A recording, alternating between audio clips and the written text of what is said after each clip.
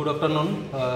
আমি SDP NCC, আমার পাশে আছেন এনসিসি অফিসার ইনচার্জ স্টেশন।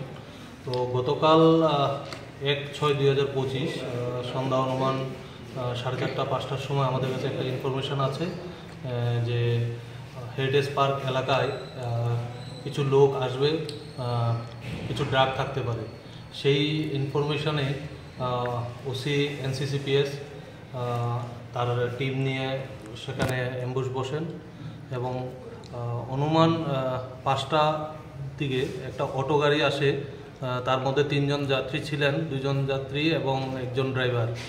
তো ওদেরকে সন্দেহজনক অবস্থায় পেয়ে ওদেরকে ডিটেন করা হয়। ওদের জিজ্ঞাসাবাদে সন্দেহ হয়, সঙ্গে সঙ্গে আমিও ঘটনাস্থলে পৌঁছাই এবং ওদেরকে তল্লাশি চালিয়ে ওদের কাছ থেকে আমরা 384টা এসপি ট্যাবলেট, যেটাতে ট্রামাডল কন্ট্রাব্যান্ড আইটেমস আছে, আমরা রিকভার করতে সক্ষম হই এবং 3জনেই এই কাজের সঙ্গে যুক্ত ছিল এবং ওরা এই জিনিসগুলো নিয়ে হেরিটেজ পার্ক এলাকায় এসে এগুলো বিক্রি করার উদ্দেশ্যে এসেছিল।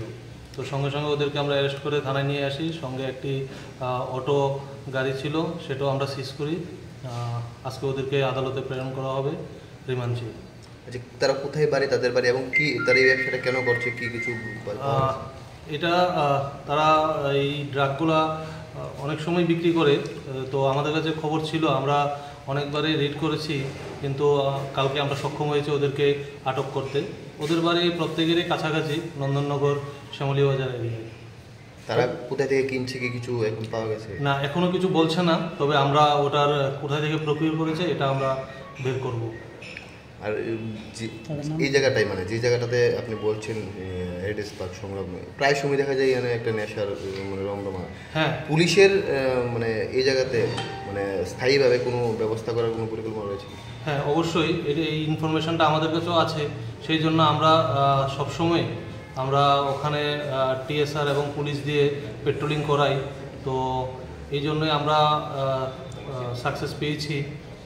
এই ইনফরমেশনের ভিত্তিতে আমরা আগামী দিনও আমাদের অভিযান চালিয়ে রাখব। তাদের নামগুলো? তাদের নাম একজন প্রদ্যুৎ দেবনাথ, একজন কিশোর মোদক, আরেকজন পরিতোষ বিশ্বাস। স্যার, বাজার মূল্য কত? অনুমান বাজার মূল্য 40,000-এর মতো।